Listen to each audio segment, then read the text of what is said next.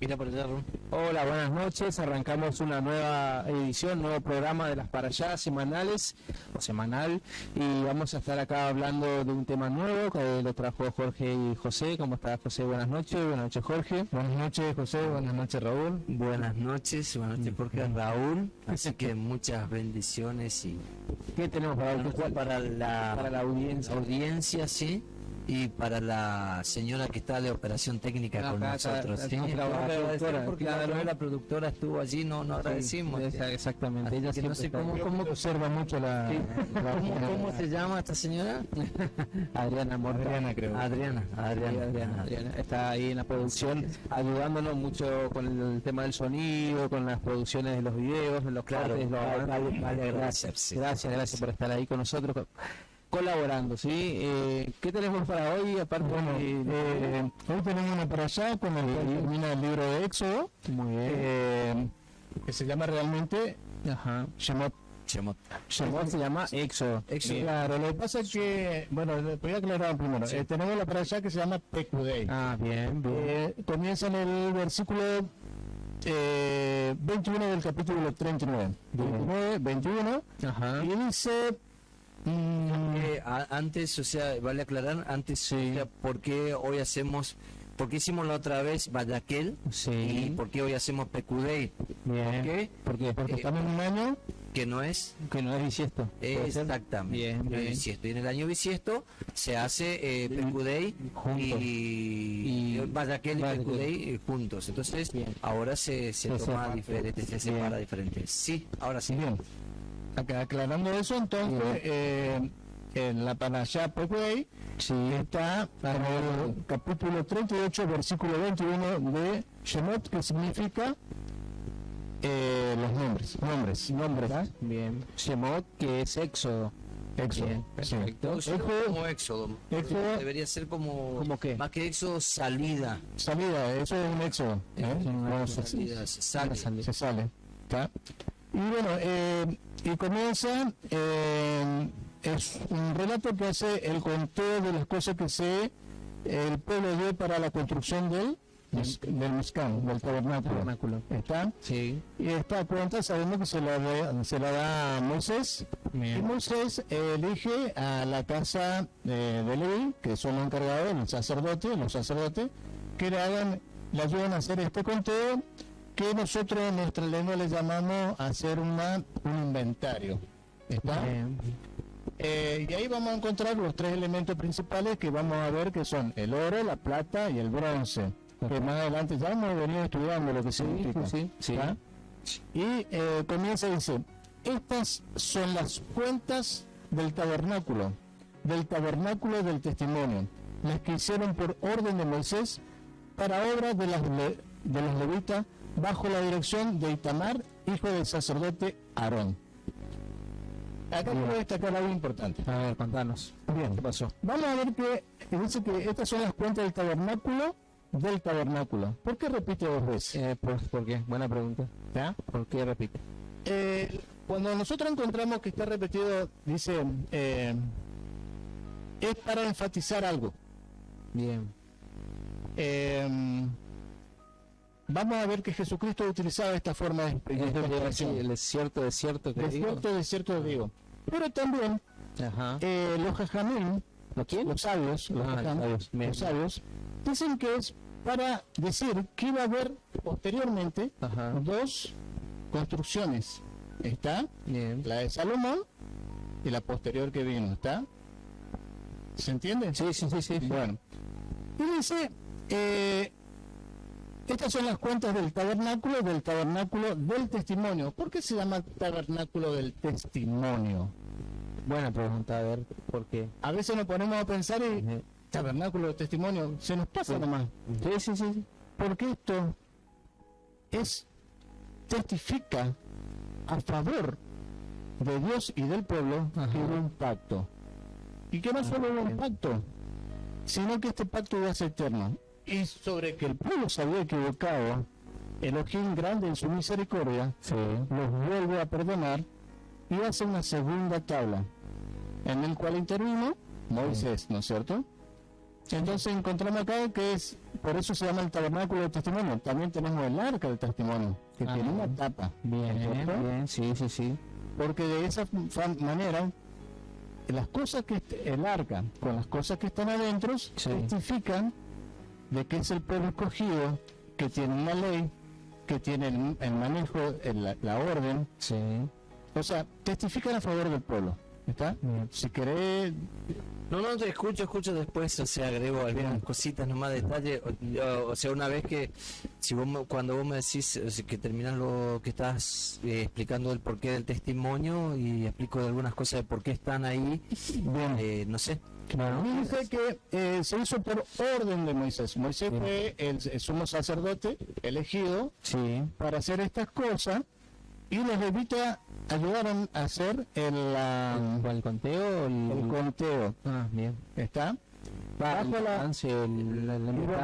estos levitas, la casa de Leví tenía 3 grupos. Había 3 casas. Ajá. Había la de Gersón, la de Aarón. Bien las palabras, a ver si me puedo acordar bien. Bueno, Los coratitas, los de los coatitas y los ya te digo, espera que no me acuerdo. Gersón, Coat y Aarón. A ver, para. Gersón, ¿y Corea dónde estaba en esto? no es Coré. Merari. Bien, pensé que Coat. Entonces tenemos Gersón, Merari y Coat. Bien. Pero dice acá que de la familia de Leví, ¿quién estaba a la dirección de todos estos? ¿Quién? Itamar. Itamar. ¿Está? Bien. Ajá. Itamar, hijo del sacerdote, o sea que Itamar iba a gerenciar no solo su casa, sino la de Gersón y la de Merari. Ajá. ¿Está? Eso para aclarar un poquito. Sí. Después dice, después van a pasar con Bezalel, pero quiero... Bien, yo estaba hablando de algunas cosas porque por allí nosotros no nos damos cuenta y como decía Jorge, se pasa de largo algunas cosas y nosotros estamos acostumbrados, muy pocas personas hacen planes, muy pocas personas se alinean a un plan. Entonces, la mayoría de la gente hace y vive conforme a lo que va saliendo. Esto quiere decir que no planifica. Claro, improvisa siempre. La improvisa siempre. Ahora, en el caso de nuestro Señor, nunca jamás va a improvisar nada. Nada jamás. Exactamente. Entonces, y vos ves, cuando ves en el tabernáculo, Mishkan, vas a ver que lo que está hablando el tabernáculo del testimonio. Bien. ¿Sí? El tabernáculo del testimonio. Y el propiciatorio, como decía la tapa, el cofre, el propiciatorio tenía 2 figuras celestiales. A ver, ¿cuáles? Que eran 2 querubines. Querubines. No era uno. No eran ángeles y no era uno. Ahí vamos a tirar un también. El trono de nuestro Elohim está sobre los querubines. Los querubines, sí. Por eso. Entonces, son los que sostienen, Señor. Ahora, no era ni medio querubín, no era un querubín, no eran 3, no eran 4, aunque 3 hubiese sido válido, eran 2. Entonces, ¿qué representan los 2 querubines sobre la tapa del propiciatorio? Primero es que le dan legalidad, porque sobre el testimonio de 2 es válido lo que se dice, lo que se da a entender o se da a conocer sobre el testimonio. Y después, o sea, no solo le dan legalidad, sino que le dan el nivel de testimonio espiritual. Bien. ¿Sí? De un testimonio espiritual válido. Ahora, divino, más que espiritual, divino. Sí. Ahora, nosotros vemos, o sea, esa parte ahí. Ahora, en diferencia de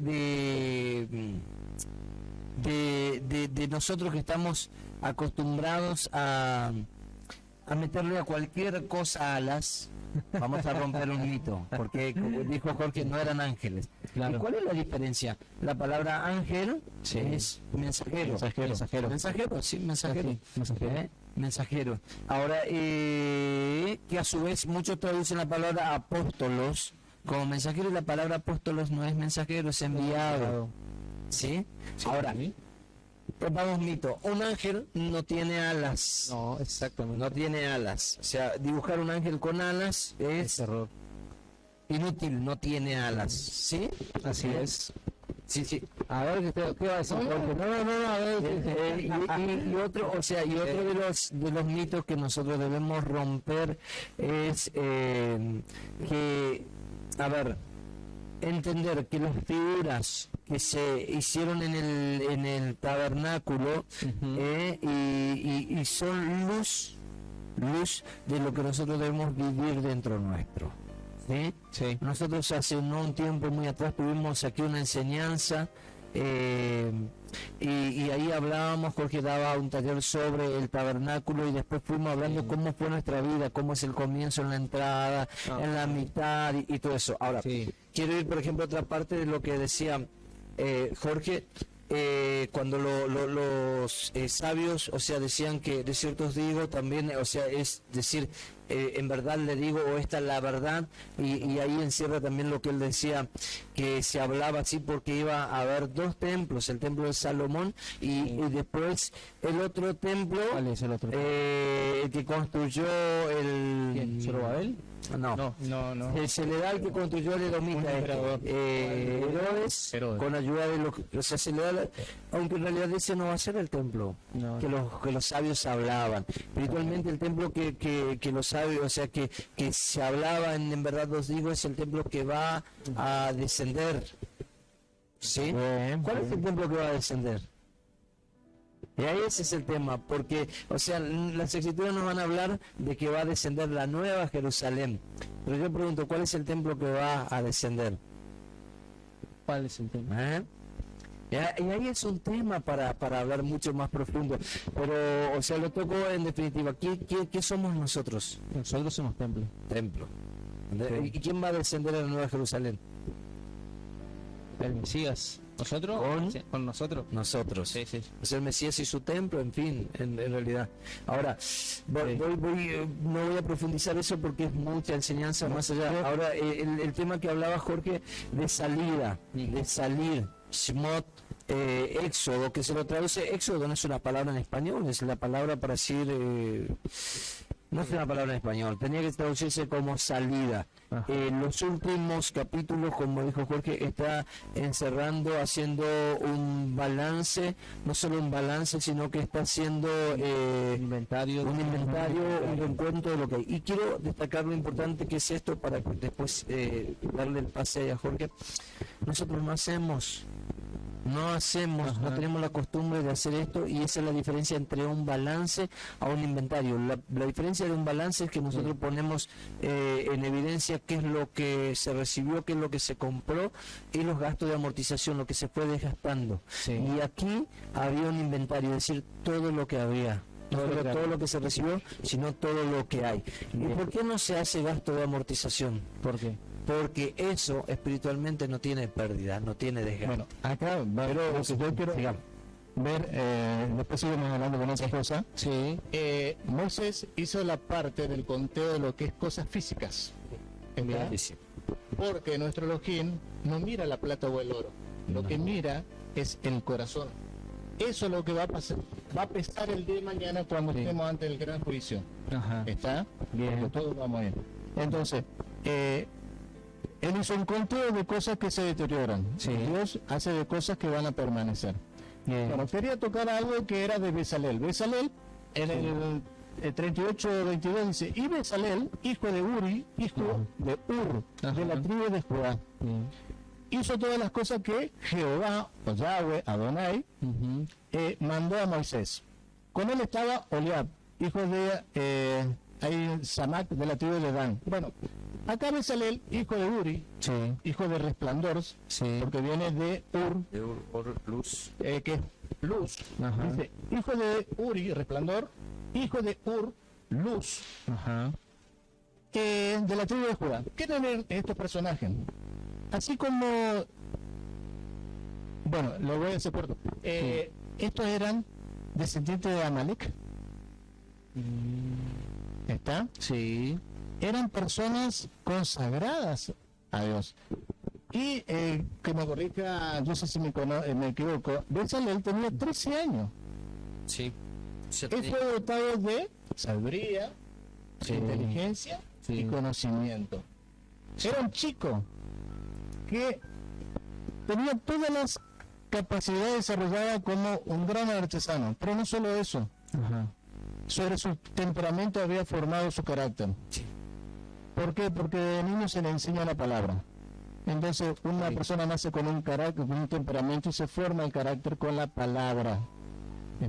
Y tenía sus capacidades desarrolladas, capacidades naturales, como artesano, gran artesano.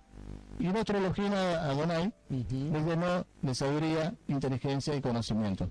Perfecto. ¿Qué desarrolla? O sea, justamente comienza a desarrollar en la edad donde va a ser reconocido como persona responsable, como adulto. O sea, porque bueno, en el pueblo, sabe, 13, 14 años ya se hace el bar mitzvah, donde la persona ya es responsable y pasa a ser adulto. No hay pubertad. No hay pubertad, sino que pasa a ser adulto. Entonces, ¿qué quiere decir esto? ¿Qué?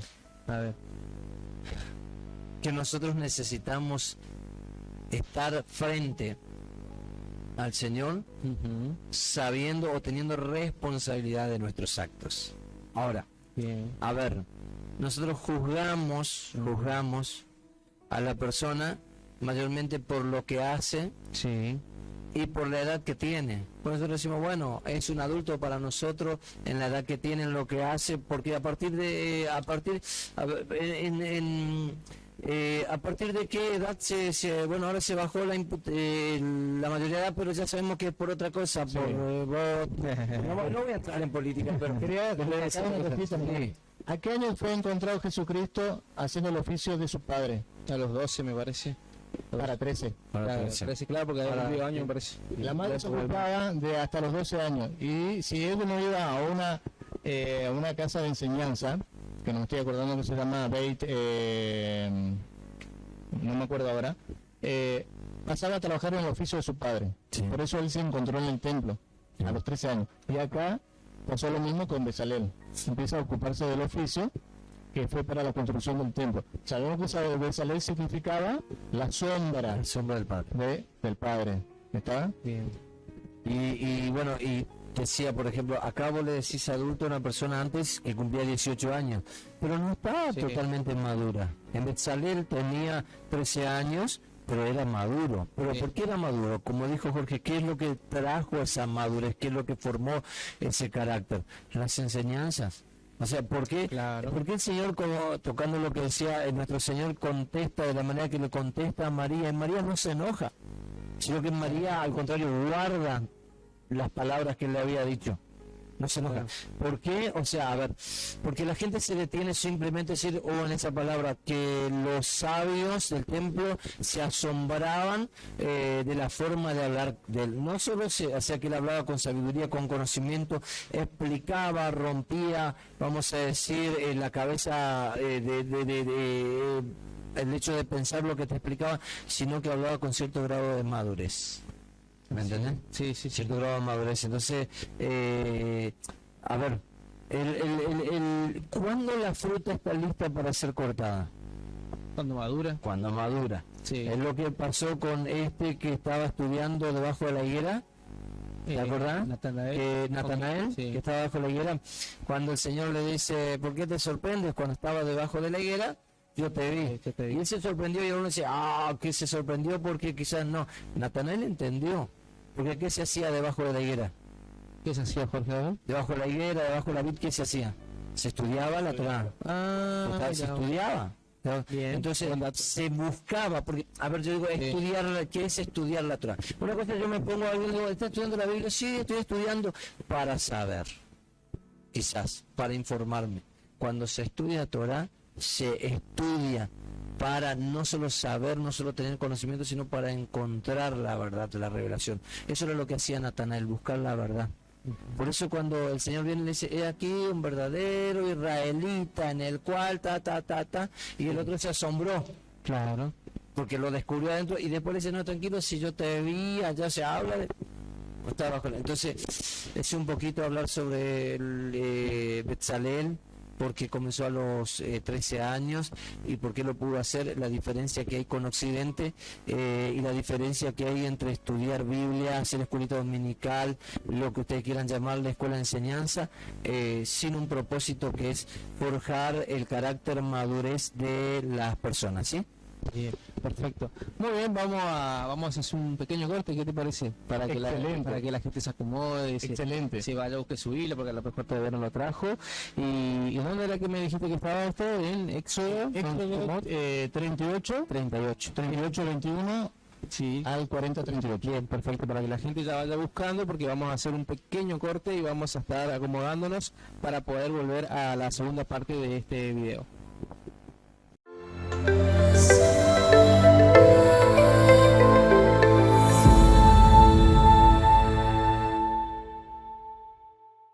Continuamos nuevamente, estás para allá, van a continuar, mejor dicho, a ver de qué se sigue. Bien, estábamos hablando con Joseph y vamos a tocar algo sobre la gematría. La gematría trata sobre, la palabra, las letras en hebreos tienen un significado, no solo tienen un sonido, sino que tienen un significado y un valor numérico. ¿Está? Bien. Entonces eso, vamos a hablar un poco de la gematría, de la palabra PQA, y yo quiero resaltar lo que en el capítulo 40 de Éxodo, a partir del versículo 16, se va repitiendo en forma reiteradas ciertas oraciones. ¿Está? Entonces en el 16 dice: y Moisés hizo conforme a todo lo que Adonai le mandó. Así lo hizo. Versículo 16. En el 19, levantó la tienda sobre el tabernáculo y puso la sobrecubierta encima del mismo, como Adonai había mandado a Moisés. En el 21, luego metió el arca en el tabernáculo y puso el velo extendido y ocultó el arca del testimonio, como Adonai había mandado a Moisés. 23. Sobre ella puso por orden los panes delante de Adonai, como Adonai había mandado a Moisés. Y así va repitiendo, en el 23, en el 25, en el 27, en el 29 y por último en el 32. ¿Qué podemos resaltar de esto? Que Moisés era un hombre conforme al corazón de Adonai. La mayoría de nosotros, cuando nos mandan a hacer algo, siempre le damos un toque maestro. Miramos, así va a quedar bien. Y nos dijeron, pon eso sobre la mesa. Y nosotros, no, y así, no. Claro. Y acá cuando a Moisés se le muestra el tabernáculo y todas las cosas que contenían, y él le dice a Bezalel que tenía que hacerlo. ¿Cómo Bezalel llegó a entender cómo tenía que hacer el diseño? Porque fue lleno del Espíritu. Muy bien. Y Bezalel hizo lo mismo. Hizo tal cual Adonai se lo había dicho. Nadie puso algo que no tenía que poner. Y eso tenemos que ser como pueblo obediente, tenemos que hacer eso. Obedecer tal como dice Adonai. No tenemos que sacarlo ni ponerlo. ¿Querés agregar algo? Sí, no, o sea, bueno, sí, no es una contradicción, ¿verdad? Pero sí, o sea, estoy totalmente, o sea, es una de las enseñanzas que por ahí nosotros debemos entender y saber, y es importante por ahí eso que estabas diciendo, que cuando se nos da una orden nosotros siempre le ponemos nuestra firma, nuestro sello, porque pensamos, o sea, que por ahí el otro se olvidó, no se dio cuenta que va a quedar así, pero bueno, en las cosas del Señor no es así, ¿verdad? O sea, tenemos que poner nuestra impronta, porque en realidad no debemos pensar, bueno, pero el Señor le faltó acá, porque si lo hacemos así, porque en realidad las cosas es así, si nosotros, o sea, le ponemos nuestra impronta acá. Y voy al punto aunque voy a tocar y siempre conflictivo, no quiero ser conflictivo, pero bueno, una de las cosas que hay cuando se enseña para allá o cuando se habla sobre la Torá, las escrituras, cuando están hablando entre judíos nunca va a faltar la discusión, pero no discutir de pelea, sino de debate. O sea, y bueno, a ver, vos vas a escuchar a muchos decir, y sí, lamentablemente soy así, y es mi formato, y lo voy a atacar así. Es mi visión, la visión que el Señor me dio, la visión que el Señor me entregó. Yo creo que la visión del Señor es una sola. O sea, no debería ser mi visión, no debería ser mi iglesia, no debería ser mi proyecto, o sea, es la visión del Señor, es la iglesia del Señor, es el pueblo del Señor, las personas son del Señor. Las personas son del Señor. Entonces, como estamos en la iglesia dando razón al punto de decir, bueno, voy a edificar y voy a hacer como el Señor dice y no como a mí me parece, porque toda esa, mi iglesia, mi visión, mi forma, mi cosa llegó por el hecho de no hacer caso a lo que el Señor dice. También el apóstol lo dice Pablo, ¿no es cierto? Saúl lo dice de esta manera: somos un cuerpo, somos la iglesia, la cabeza es algo, mi cuerpo no se mueve sin la orden de la cabeza. Bueno, ahí entramos entonces vos en un debate. Ustedes, nosotros enseñamos para allá, bueno, ustedes en realidad, yo solamente... No, vos también estás enseñando, porque en esto todos los que están en la mesa, por más que pregunten, son un instrumento o medio por el cual se da la enseñanza. Si vos no preguntaras, nosotros por ahí quedamos limitados a decir simplemente tal cosa y no a pensar. Eso es algo muy importante, aunque vos no lo veas. Vos no creas.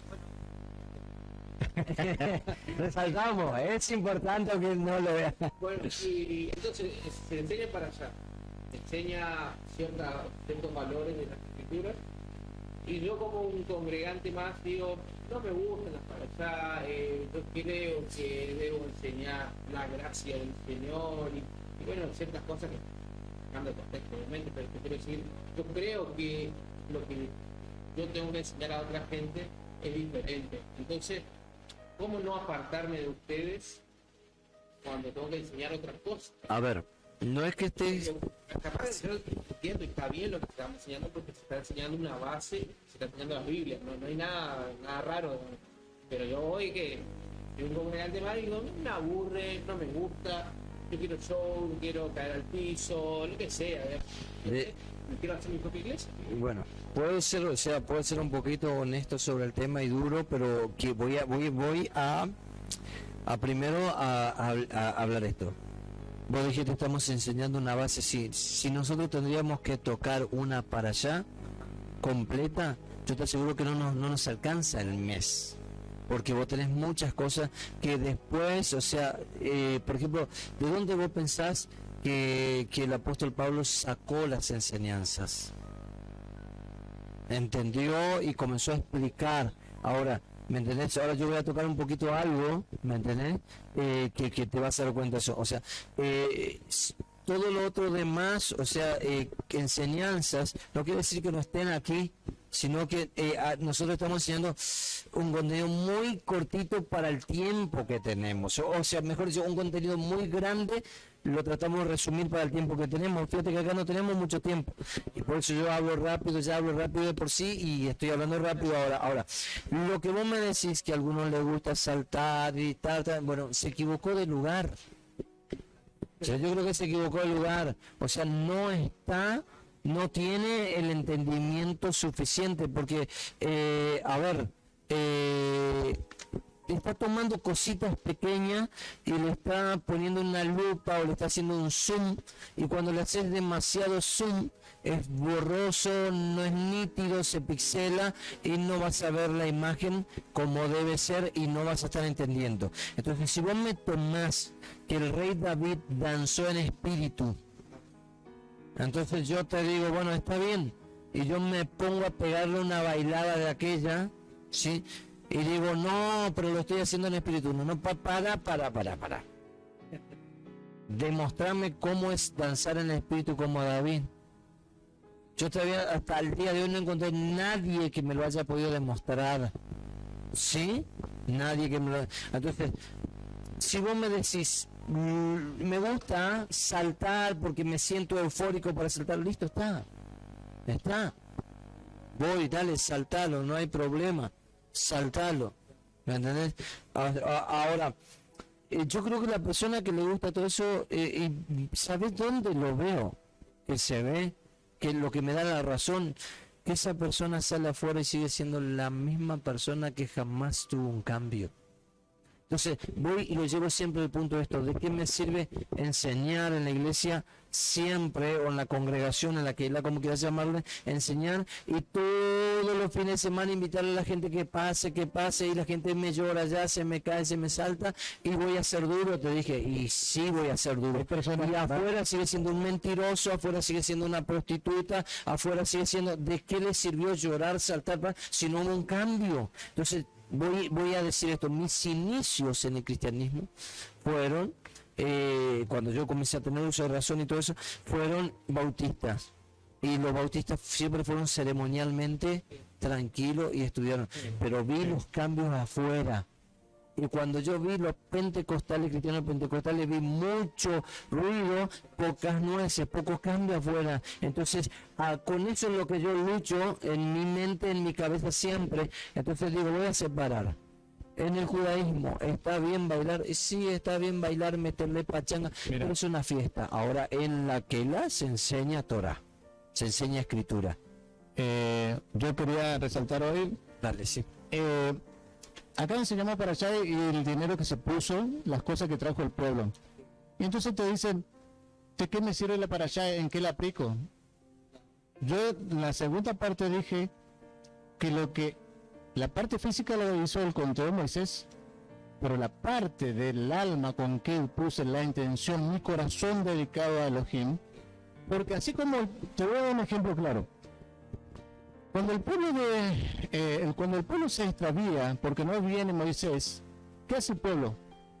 Levanta un becerro, ¿está? ¿Y por qué no un toro? Pero el becerro es una cría de quién? Bueno, pero después vamos a hablar de eso. Bueno, entonces de su corazón agarraron y pusieron todo el oro, uno sobre otro, hicieron el becerro y se pusieron a adorar, a tomar, a bailar y otras cosas, ¿no es cierto? Fue una orgía, es una orgía. No quise ser tan claro. No, pero bueno, hay situaciones, por ejemplo, que me pongo después eufórico y nuestro Elohim me dice, bueno, así con ese fervor, esa gana, ahora quiero que ese pueblo me traiga. ¿Está? ¿Sabe cuánto trajeron? Mucho. 5.000 kilos de oro. Sí. 5.000, muchísimo. Mucho. Esa era gente que adoraba a Dios. Mucho. ¿Está? Las otras murieron. 5.000 kilos de oro. 5.130 kilos de plata. Estos son toneladas, ¿eh? Son 5 toneladas, 5 tanto de toneladas. Bronce, 3.500 kilos de bronce. Entonces, esto es un precio viejo, más o menos son 300.000 millones de dólares. A un precio viejo, ojo, es un precio viejo. Los templos futuros que vinieron, dólares. No, ni a hablar, ni a hablar. Este templo no tenía el resplandor que tuvo los otros templos, pero los otros templos fueron invadidos y destruidos. Sí, este no. ¿Está? Aunque los otros pusieron hubo más plata, más oro y todo, fueron destruidos. En este no, porque realmente el pueblo puso de corazón. ¿Está? Acá bueno, entonces eso es lo que quiero que vea la gente, que la cosa no es llevar algo de valor solamente, sino el corazón. Vos podés poner algo de valor, pero si tu corazón está lejos de Dios, no sirve. Bueno, y la aplicación, porque explico un poquito, porque el otro día el tema se escucha mucho a veces en enseñanza, y como vos decís, la aplicación. ¿Cuál es la aplicación de esto? En cortito, en resumen, algo muy simple. Dije, hoy no podemos porque tenemos que tener 2 meses para hacer una sola porción para allá. Entonces, ¿cuál es la aplicación de esto? Es hacer lo que no hacemos. Hacer un inventario de las cosas que recibimos. eso va a traer transparencia. Una de las cosas que se dice, o sea, que es traducción oral, Moisés hace esto no porque el Señor no confiaba en Moisés. Moisés era el hombre más fiel del mundo. Fíjate que ahora voy a tocar otra parte de una para allá misma, que no nos da el tiempo. Entonces, ¿qué hace Moisés? Como hubo habladuría ahí, ¿quién estuvo supervisando y por orden de quién y quién recibió y quién mandó y quién puso, estipuló? Al oír todo eso, Moisés hace este inventario, ¿sí? Y pone en evidencia el manifiesto todo lo que trajeron y todo lo que se hizo. Ahora, si vos buscas, el Señor nunca le pidió a Moisés que haga el inventario, pero a raíz de las malas lenguas, la shonjara, ¿sí? La lengua mala, malvada, Moisés hace este trabajo. Entonces, nosotros tenemos dentro nuestro una naturaleza o dos naturalezas, una que busca el bien y la otra que busca el mal. Para poder acallar dentro nuestro lo malo, siempre debemos hacer un inventario de lo que se nos pidió que hiciéramos y de cuánto hicimos. ¿Me entendés? Es lo que el Señor nos pide, nos habla, nos manda a hacer. Eso por una parte pequeñita habló allí. Ahora, llevándolo al pueblo, ¿sí? Si el pueblo habla mal de Betzalel, Aholiab, va a terminar hablando mal de Moisés. Moisés fue alguien quien el Señor puso. Por eso yo la otra vez toqué y decía, nadie que quiera convertirse al judaísmo puede poner en duda lo que la Torah enseña, porque si pone en duda lo que la Torah enseña, no es que hay la paciencia que hay acá. En el cristianismo o conocer la iglesia evangélica, no hay esa paciencia. Te dicen, no, disculpa muchacho, busca otra cosa porque vos no servís. O sea, acá no estamos para poner en duda las escrituras, no estamos para poner en duda lo que nos están enseñando, porque sabemos que los que nos están enseñando lo están haciendo con fidelidad, porque si no lo hicieran con fidelidad, el Señor no lo hubiese puesto en ese lugar. Entonces prima mucho el valor de lo que se enseña y quién enseña, porque solamente nosotros podemos entender que la sabiduría que tiene un rabí, que tiene un rabino para nuestra época, que tiene un jajajín o un sabio, solamente la da el Señor, si no, no existe sabiduría. ¿Me entendés? Entonces, eso es un punto aplicable para nosotros. Si voy a armarme, por ejemplo, un conflicto de una enseñanza que voy a recibir y voy a preguntar, la pregunta no tiene que ser malévola, sino que la pregunta tiene que ser con la decisión o el entendimiento de que ese conflicto o ese enredo que tengo, esa confusión, sea alumbrada. Ahora debo estar dispuesto a saber que me voy a dirigir a alguien que el Señor puso, que el Señor habló y está haciendo las cosas con fidelidad. Eso conforme, por eso una de las partes que se hace este recuento, este inventario, ¿sí? La otra parte que habíamos dicho hoy, se hace un inventario aquí sin gasto de amortización. ¿Por qué? Porque no tiene, lo espiritual no tiene desvalorización, lo espiritual no tiene desgaste, no tiene pérdida. Y tenemos que entender eso en nuestra vida, que todo lo espiritual que hagamos, todo lo que hagamos para el Señor, ordenado por el Señor, jamás va a tener pérdida. Por eso vas a encontrar que dice, y que si alguno edifica oro, y edifica hojarasco, veneno, o sea, haz un inventario de lo espiritual en tu vida y te vas a dar cuenta en qué estás edificando. Si estás edificando en la orden del Señor, no vas a tener pérdida. Lo dejo a Jorge que hable sobre el tema de gematría y después, si hay oportunidad, cierro con algo que Moisés dijo. Bueno, es cortito lo mío. No sé cuántos minutos nos quedan. 5 minutos, bueno. Entonces la palabra Pekudei está escrito en hebreo, ¿no es cierto? Y utiliza 5 letras. Pekudei tenemos la Pei, la Kuf, la Bab, la Dalet y la Yud. Cada uno de esos tiene un valor numérico. La Pei vale 80, la Kuf vale 100, tenemos 180. La Bab tiene 6, la Dalet tiene 4, 6 y 4 son 10. Más 180, 190. Y la Yud vale 10. Entonces tenemos un total de 200. A ese 200 2 más 0 es 2 más 0, 2. ¿Qué número queda? El 2. ¿Cuál es la letra que tiene valor 2 en el hebreo? La Vav. Bien. La Bet. ¿Qué significa la Bet en hebreo? Muy bien. ¿Vos sabés hebreo, Raúl, no? No sabe mucho, o sea, hoy estaba leyendo bastante bien en hebreo y sí, está bien. Dijo que a veces mucho no hacía, así que por ahí un tirón de oreja porque no todos tienen la facilidad de aprender hebreo y comenzar a leer. Y entonces sí, o sea, sí, entiende bastante. Bien, entonces tenemos la letra. La Bet. La Bet. Aleph, Bet. ¿Está? Entonces, la Bet, ¿qué era? Casa. Una casa, tenía la forma de un caracolcito, de un caracol, ¿no es cierto? En el paleo hebreo. Entonces, cuando hace el recuento de qué hace, PQI era contar, recontar, hacer un inventario de qué, de la casa, ¿está? Entonces, después van a encontrar casa, templo, morada, familia, puede significar. Vamos a encontrar otras cosas más que es sobre la gematría. Sí. Lo que significa cada uno de esos. Pero antes, porque no me va a dar tiempo, voy a ir directamente a otro, que es el oro. Cuando se hace el recuento de oro van a encontrar que había 29 talentos y 730 shekel. Sí. El shekel es una medida de peso de valor. ¿Está? Entonces, 29 talentos, 2 más 9, 11. 1 más 1, 2. ¿Qué tenemos? Bet. La bet, ¿qué significa? Casa, templo, morada, familia.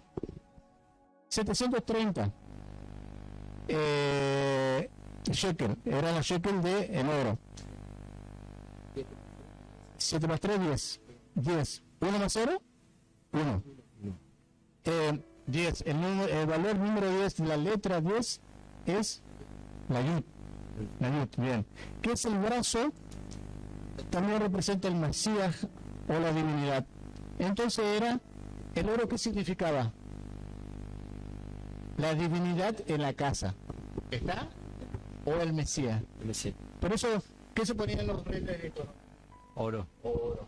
¿Está? Que la yud, solo aporto eso mientras vos das vueltas tu hojita. La yud es la que va a afectar todas las letras del Aleph Bet. Ah, sí. Todas. Muy bien. Están todas. Es la única que está suspendida en el aire. ¿Cómo quién? ¿Quién fue levantado? El Mesías. Que fue levantado. Es la única letra que está suspendida en el aire, la más pequeña, pero que le da valor, vida a todas las demás. Bien, después tenemos la plata. La plata tenemos, se nombra en Éxodo, 100 talentos y 1775 shekel. Acá está mal escrito. El número 100 es 1 más 0, 1. Más 0, 1. ¿La primera letra cuál es? Aleph. Muy bien. ¿Qué significa la Aleph en el paleo hebreo? La cabeza de un toro. Bien, que era el líder, el maestro, el que va al frente o Elohim. 1775. Esta sumatoria nos da 20. 20. 2 más 0 queda 2. Otra vez tenemos entonces la casa. ¿Qué significaba? La plata era el líder de la casa. ¿Qué hacía el líder de la casa? Te redimía. Era el que te cuidaba, te protegía, te rescataba. ¿Está? Después tenemos el bronce. El bronce tenía 4.680 shekel. Tenemos ese sumatorio me da 18. 1 más 8, 9. El valor de la 9 es la tap, que es una marca en la canasta, recipiente o vientre de una mujer. Esta es lo que da vida, porque el bronce significaba juicio. En realidad es el Atep. La T, sí, bien.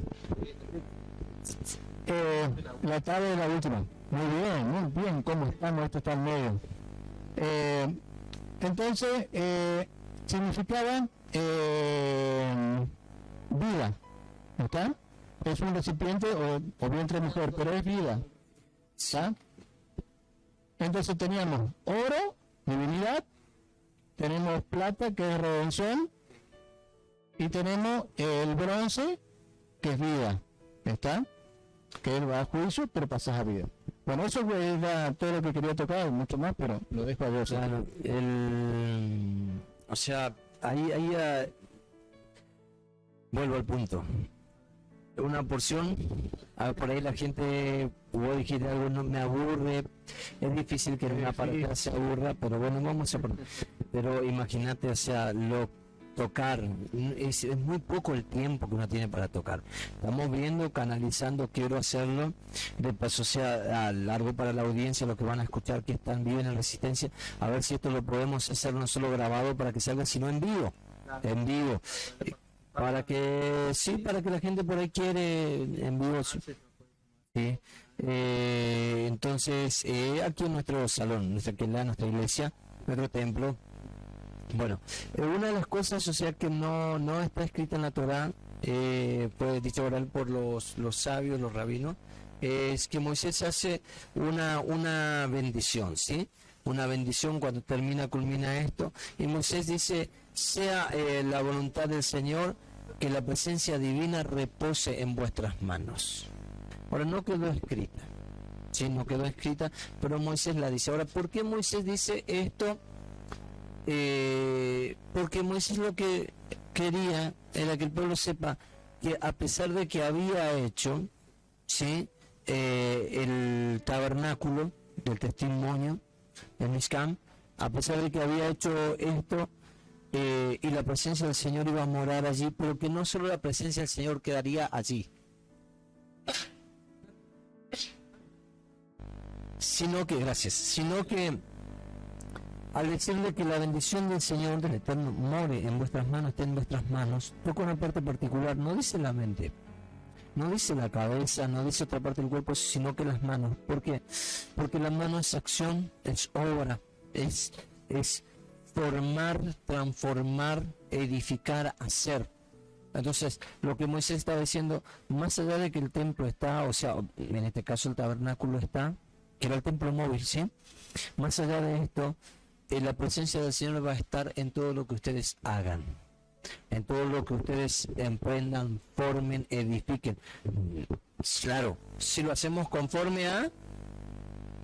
Por eso hoy leímos que Moisés hizo conforme todo. O sea, si nosotros hacemos todo, o todo lo que hacemos nosotros está conforme al Señor, entonces todo lo que hagamos allí va a estar la presencia del Señor. Si vos en tu trabajo trabajas con fidelidad, si vos en tu casa lo que desarrollas lo haces con fidelidad, como haciéndolo para el Señor o haciéndolo como para el Señor, la presencia del Señor va a estar allí. Por eso que nosotros no debemos